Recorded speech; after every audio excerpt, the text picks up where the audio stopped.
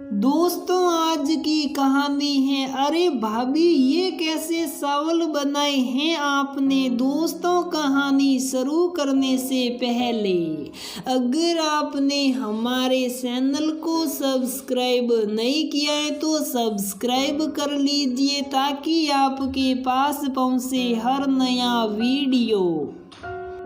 अरे भाभी ये कैसे चावल बनाए हैं आपने। देखो तो कैसा कर दिया है। सब टूटे टूटे से चावल हैं। कैसे सब खाएंगे। बाबूजी को खाना दिया तो गुस्सा कर रहे थे। कह रहे थे कि ये चावल है या हलवा।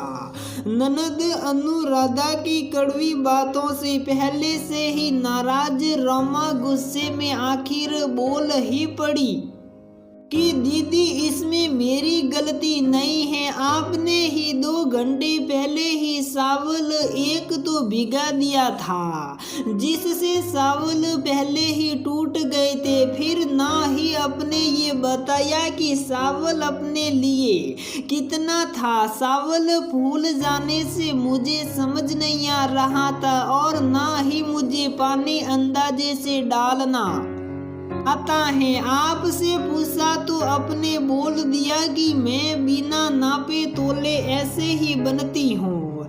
तो फिर ऐसा ही तो चावल बन पाएगा। ये कैसी बात कर रही हो रोमा। दीदी से गुस्से में बोलते हुए रोमा के पति अनिकेत आकर कहते हैं, देखना अनिकेत तेरी बीवी को एक तो चावल बनाने समझ नहीं है पर जबान इसकी बहुत सलती है। रोमा कहती हैं कि चावल की भी समझ में दीदी और बात करने की भी, पर अगर चावल मुझे अपने तरीके से बनाने दिया गया होता तब ना। मैं नाप के ही चावल लेती हूँ और उसके ही हिसाब से 2 गुना पानी बस डाल देती हूँ। क्या इससे पहले इस घर में मैंने चावल नहीं बनाई है। ननद अनुराधा भी गुस्से में बोल पड़ी कि अरे तो क्या हो गया। अगर चावल मैंने पहले ही भिगा दिया था तो चावल पहले से फूले हुए होते हैं तो खुले बर्तन में भी आराम से बन जाते हैं। और रही पानी की बात तो हम औरतों को इतना अंदाजा लगाने तो आना ही चाहिए। और खुले बर्तन के चावल मीठे भी होते हैं। मुझे ये सब नहीं आता। कुकर में नाप तोल के भी अच्छे से चावल बनाया जा सकता है। पर बस करो रोमा को बीच में ही रोकते हुए अनिकेत रोमा को कमरे में ले जाते हैं और कहते हैं कि ये कौन सा तरीका था रोमा। यही संस्कार हैं तुम्हारे। अरे बड़ी हैं दीदी कुछ कह रही हैं वो तो तुम शुभ साफ सुन सकती। क्या बात कर रही हो अनिकेत।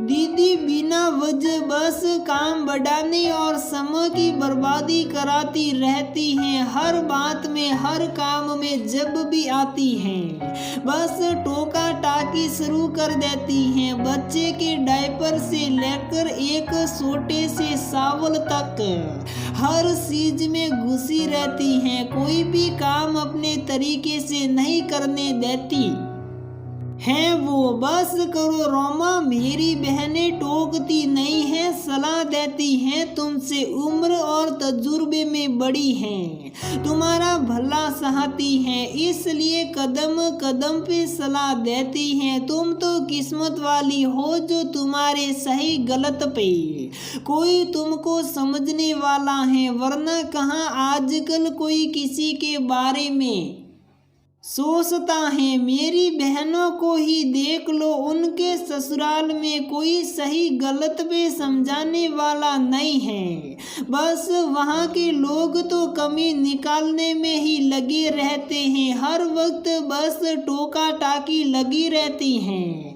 रोमा मन ही मन सोचती हैं कि वारे वाह इनकी बहनें टोके तो सलाह और दूसरे की बहन इनकी बहन को कुछ बोले तो वो टोकती हैं। वारे ऊपर वाले, अब क्या बोलूं मैं। रोमा चुप हो जाती, क्योंकि वो समझ चुकी थी कि अनिकेत की बहनों के बारे में कुछ भी कहना बेकार है, क्योंकि सीधे हाथ से नाक पकड़ो या हाथ घुमा के नाक पकड़ो, क्या फर्क पड़ता है, पकड़ना तो नाक ही होता है। उसी तरह बात चाहे रोमा की हो या किसी और की, गलती तो हमेशा रोमा की ही निकलेगी। खैर, ये सिलसिला अक्सर चलता रहता है। रोमा की जिंदगी में ससुराल वाले कभी गलत बोलते भी नहीं है, और वो तो हमेशा समझाते हैं, और अगर पति महाशय को कुछ गलत लगता भी है तो हमेशा पत्नी को डांट फटकार के उस बात को दबाने की कोशिश में लगे रहते हैं। अरे कभी अच्छी बातें भी सोच लिया करो, कभी मीठे बोल भी सास ननद के बारे में बोल लिया करो। इतना भी तुम्हारे पे अत्याचार नहीं हुआ है, हमेशा नेगेटिव ही क्यों सोचती हो, कुछ अच्छी बातें भी याद कर लिया करो। इस तरह के अक्सर प्रवचन चालू हो जाते। जब पतियों के परिवार पे कोई बात आती है तो सकारात्मक रहा करो, नकारात्मक सोच से उनका कुछ नहीं बिगड़ेगा, नुकसान बस तुम्हारा ही है। हर तरह से सेहत पे, सोच पे, रिश्तों पे इसका असर पड़ेगा। अब तुम ही देख लो क्या करना सही होगा। अक्सर ऐसे प्रवचन रोमा की जिंदगी में चलते रहते हैं। फिर कुछ महीनों बाद एक दिन रोमा के भाई का फोन आया कि रोमा, तुमसे और अनिकेत से मिलने का बहुत मन कर रहा है, तुम बताओ कब आ जाऊं मैं वहाँ। रोमा कहती कि आप सीधे अनिकेत से ही फोन करके पूछ लीजिए, क्योंकि ऑफिस आना जाना तो उनको ही होता है, मैं तो हमेशा ही घर पे ही हूँ, उनसे क्लियर करके आ जाएगा। ठीक है, शाम को अनिकेत के ऑफिस से आने के बाद फोन करता हूँ फिर। ठीक है भाई, बाय। शाम को अनिकेत के आने के बाद जैसे ही फोन की रिंग बजी, फोन में देखते हुए अनिकेत ने ऐसा सिड़ के मुंह बनाते हुए गुस्से से रोमा को बोले, अरे यार, ये तुम्हारा भाई बार बार मुझे फोन क्यों करता है, उसको समझ नहीं आता कि मैं उससे बात नहीं करना चाहता।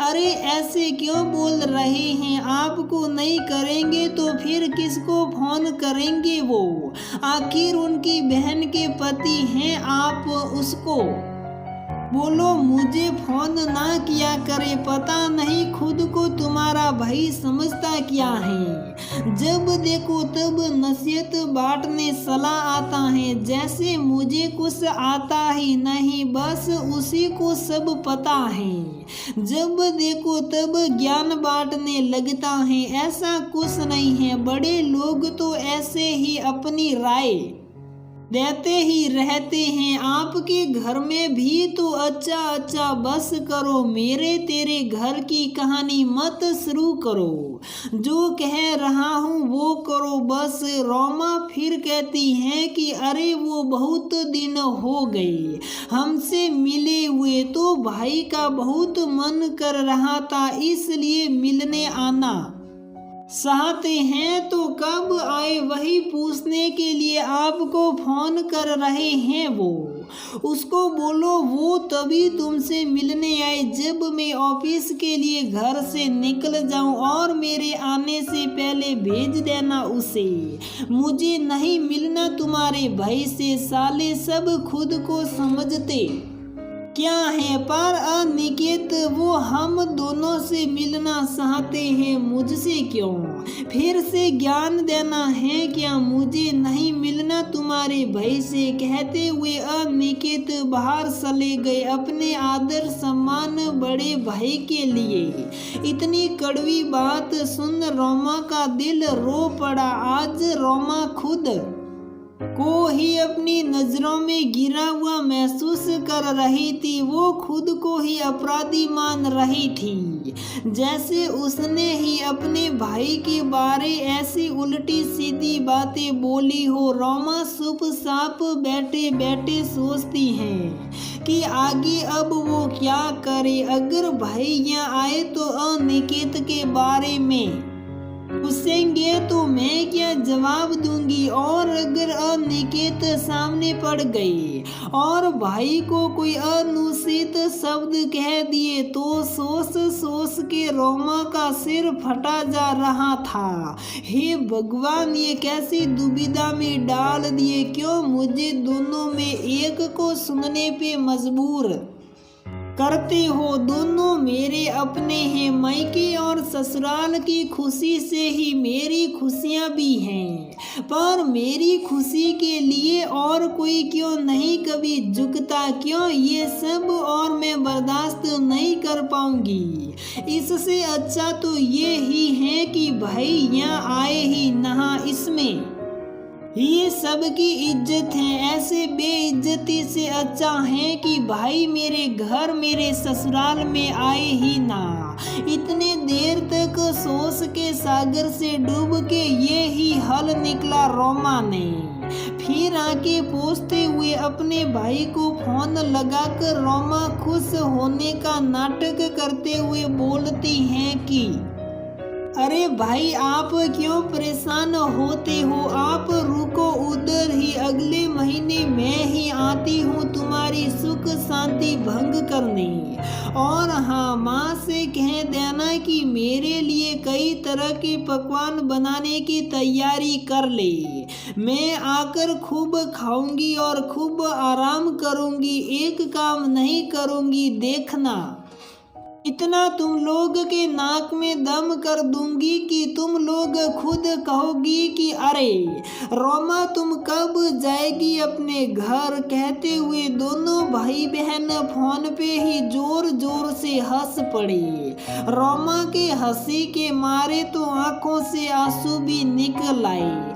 ऐसा क्यों होता है, जब भी ससुराल वाले कुछ कहे तो पति महाशय को लगता है कि मेरे घर वाले टोकते नहीं, सलाह देते हैं, पर अगर मायके वाले फोन पे ही बात करे या सामने मिल के बात करे तो तुम्हारे घर वाले हमेशा तुमको उकसाते रहते हैं। क्यों हमेशा मायके वालों को शक की नजरों से देखा जाता है और अपने घरवाली की गलतियां दबाई जाती हैं, क्यों?